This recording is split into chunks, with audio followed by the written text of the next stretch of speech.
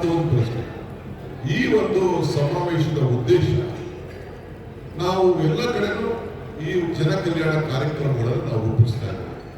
ಈಗ ತುಮಕೂರಿನಲ್ಲಿ ಬಹಳ ಬೃಹತ್ ಸಭೆ, ಸರ್ಕಾರಕ್ಕೆ ಏನ್ ಮಾಡಿದ್ದೇವೆ, ಸರ್ಕಾರ ಜನರಿಗೆ ಯಾವ ರೀತಿ ತಲುಪುವಂತ ಕೆಲಸ ಮಾಡ್ಕೊಂಡು ಬರ್ತಾ ಇದೆ ಅನ್ನೋದನ್ನ ಕೂಡ ಈಗಾಗಲೇ ನಾವು ಜನರಿಗೆ ತಿಳಿಸಿದ್ದೇವೆ.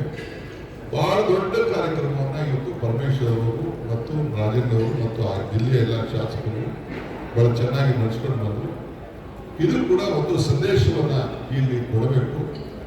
ಜನ ಈ ಒಂದು ಹಾಸನ ಜಿಲ್ಲೆಯ ಮಹಾಜನತೆ ಬಹಳ ಮಧ್ಯದಲ್ಲಿ ಎಲೆಕ್ಷನ್ ಸಂದರ್ಭದಲ್ಲಿ ಬಹಳ ಕುಟುಂಬಗಳ ನೋವು ನಲಿವು ಇವೆಲ್ಲ ಕೂಡ ಇಡೀ ದೇಶದ ಉದ್ದಗಲೂ ಕೂಡ ಚರ್ಚೆ ಆಗಿದೆ.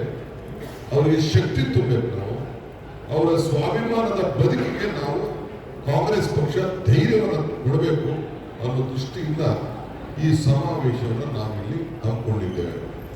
ಆದ್ದರಿಂದ ನಾನೇ ಕಾಂಗ್ರೆಸ್ ಪಕ್ಷದ ಅಧ್ಯಕ್ಷನಾಗಿ ನನ್ನ ಅಧ್ಯಕ್ಷತೆಯೇ ಈ ಸಮಾರಂಭ ಕಾರ್ಯಕ್ರಮ ನಡೀತದೆ. ಪೂರ್ವಭಾವಿಯಾಗಿ ಎಲ್ಲ ನಮ್ಮ ಮಂತ್ರಿಗಳು, ನಮ್ಮ ಶಾಸಕರು ಮತ್ತು ನಾವು ಚುನಾವಣೆಯಲ್ಲಿ ಗೆದ್ದವರು ಸೋತವರು ಎಲ್ಲ ಸೇರಿ ಪೂರ್ವ ಸಿದ್ಧತೆಯನ್ನ ಮುಂದಿನ 28ಕ್ಕೆ ಅಲ್ಲದೆ ಈ ಲೋಕಲ್ ಬಾಡಿ ಎಲೆಕ್ಷನ್ಗೂ ಕೂಡ ಪೂರ್ವ ತಯಾರಿಯನ್ನ ಮಾಡ್ಕೊಳ್ಳುವಂತ ವ್ಯವಸ್ಥೆಯನ್ನ ನಾವು ಈ ಸಂದರ್ಭದಲ್ಲಿ ನಾವು ಮಾಡಬೇಕಾಗ್ತದೆ.